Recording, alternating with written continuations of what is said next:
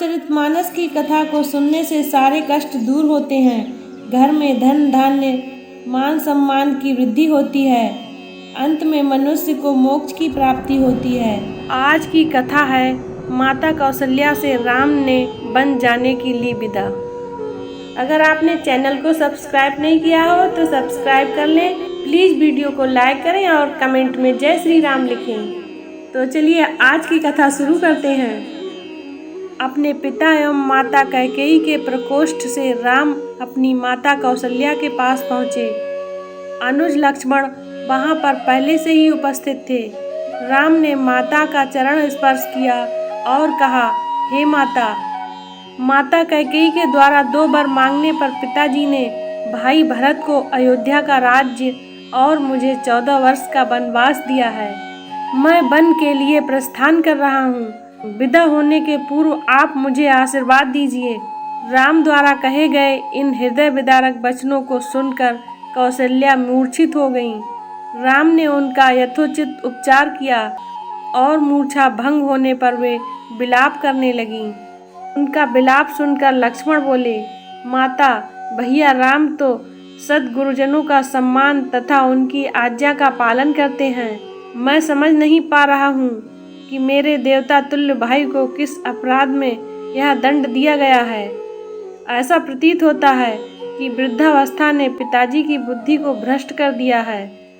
उचित यही है कि बड़े भाई उनकी इस अनुचित आज्ञा का पालन ना करें और निष्कंटक राज्य करें। भैया राम के विरुद्ध सिर उठाने वालों को मैं तत्काल कुचल दूंगा। राम का अपराध क्या है? उनकी विनम्रता और सहनशीलता। मैं प्रतिज्ञा करता हूँ कि यदि राम के राजा बनने में भरत या उनके पक्षपाती कंटक बनेंगे तो मैं उन्हें उसी क्षण यमलोक भेज दूंगा। मैं भी उसी प्रकार आपके दुखों को दूर कर दूंगा जिस प्रकार से सूर्य अंधकार को मिटा देता है। लक्ष्मण के शब्दों से माता कौशल्या को ढांढस मिला और उन्होंने कहा, पुत्र राम, तुम्हारे छोटे भाई लक्ष्मण का कथन सत्य है। तुम मुझे इस प्रकार बिलखता छोड़कर वन के लिए प्रस्थान नहीं कर सकते। यदि पिता की आज्ञा का पालन करना तुम्हारा धर्म है तो माता की आज्ञा का पालन करना भी तुम्हारा धर्म है।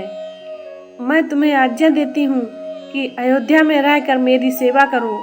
इस पर माता को धैर्य बंधाते हुए राम बोले, माता, आप इतनी दुर्बल कैसे हो गईं? ये आज आप कैसे वचन कह रही हैं? आपने ही तो मुझे बचपन से ही पिता की आज्ञा पालन करने की शिक्षा दी है। आप क्या मेरी सुख सुविधा के लिए अपनी दी हुई शिक्षा को झुठलाएंगी? एक पत्नी के नाते भी आपके कर्तव्य है कि आप अपने पति की इच्छा पूर्ति में बाधक न बने।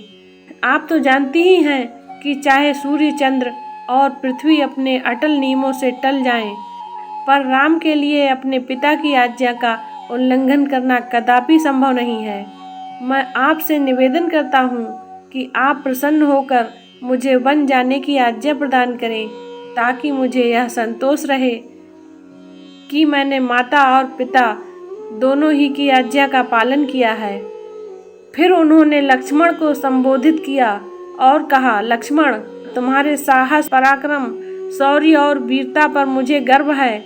मैं जानता हूँ कि तुम मुझसे अत्यंत स्नेह करते हो, किंतु हे सौमित्र, धर्म का स्थान सबसे ऊपर है।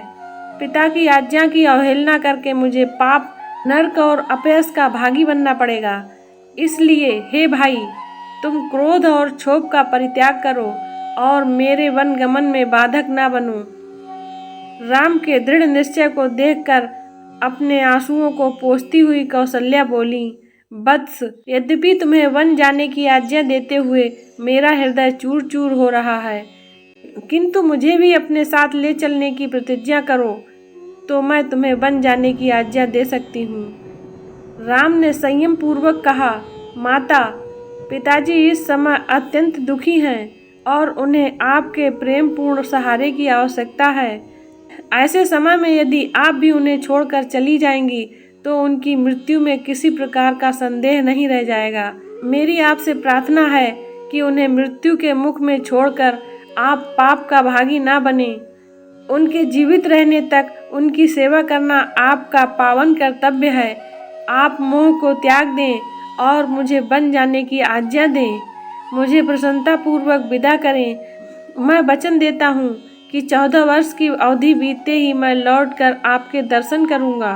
धर्मपरायण राम के युक्तियुक्त वचनों को सुनकर रोती हुई माता कौशल्या ने कहा, अच्छा वत्स, मैं तुम्हें वन गमन की आज्ञा प्रदान करती हूँ।